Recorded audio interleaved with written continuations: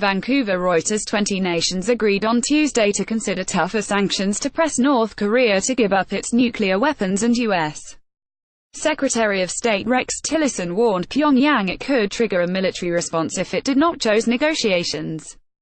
A U.S.-hosted meeting of countries that backed South Korea during the 195,053 Korea War also vowed to support renewed dialogue between the two Koreas, in hopes that it leads to sustained easing of tensions, and agreed that a diplomatic solution to the crisis was both essential and possible. North Korean leader Kim Jong-un has refused to give up development of nuclear missiles capable of hitting the United States in spite of increasingly severe UN sanctions, raising fears of a new war on the Korean peninsula.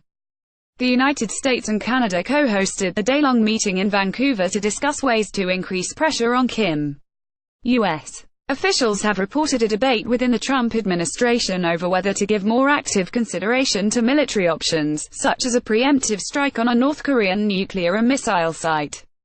Tillerson brushed off a question about such a bloody nose strike, telling a closing news conference, "I'm not going to comment on issues that have yet to be decided among the National Security Council or the President." However, he said the threat posed by North Korea was growing. "We all need to be very sober and clear-eyed about the current situation. We have to recognize that the threat is growing, and if North Korea does not choose the pathway of engagement, discussion, negotiation, then they themselves will trigger an option."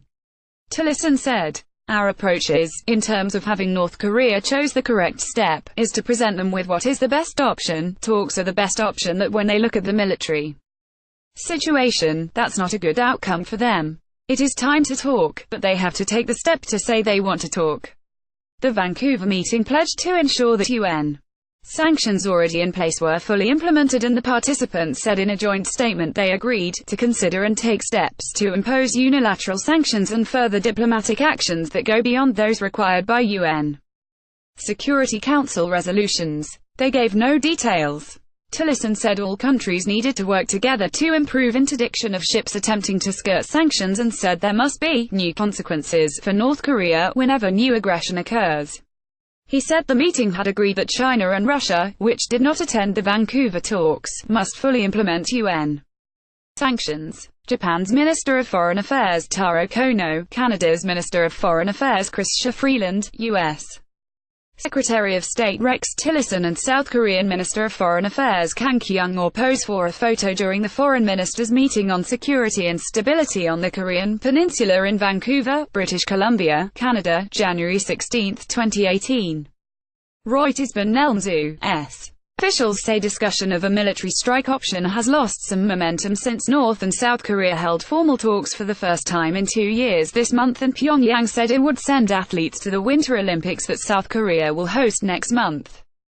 Not time for reward. Japanese Foreign Minister Taro Kono said in Vancouver that the world should not be naive about North Korea's charm offensive in engaging in talks with the South. "It is not the time to ease pressure, or to reward North Korea," he said. The fact that North Korea is engaging in dialogue could be interpreted as proof that the sanctions are working.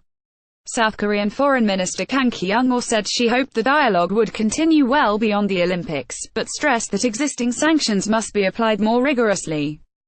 Tillerson said North Korea must not be allowed to drive a wedge through Allied resolve solidarity, and reiterated Washington's rejection of a Chinese-Russian proposal for the United States and South Korea to freeze military exercises in return for a freeze in North Korea's weapons programs. A senior State Department official said U.S. Defense Secretary Jim Mattis briefed the Vancouver participants over dinner on Monday and stressed the U.S. preference for a diplomatic solution, while keeping a military option on the table. "It was a chance to raise people's confidence that we have thought through this, that we definitely prefer a diplomatic solution," the official said. Russia and China have been accused of not fully implementing the UN sanctions, something they deny. They have sharply criticized the Vancouver meeting. China's main English-language newspaper, the China Daily, said the meeting was poorly conceived and would prove counterproductive. Chinese Foreign Minister Wang Yi, speaking on Tuesday in the West African state of Sao Tome, said everyone should cherish the present easing of tension on the Korean peninsula. But history shows that each time tensions ease, there could be interference or backsliding, Wang added. "Now is the time to test each side's sincerity," he said. The international community must keep its eyes wide open, and see who is really the promoter of a peaceful resolution to the peninsula nuclear issue and who will become the saboteur who causes a return to tensions. A U.S. official said Susan Thornton, the State Department's senior diplomat for East Asia, would travel to Beijing from Vancouver to brief China on the outcome. He said he expected Tillerson to provide readouts to his Russian and Chinese counterparts. Reporting by David Youngren and David Brunstrom. Additional reporting by Nicole Mordaunt in Vancouver, Michelle Nichols at the United Nations and Matt Svetalnik in Washington. Editing by James Dalgleish and Lisa Schumacher. Standards to Thomson Reuters Trust Principles.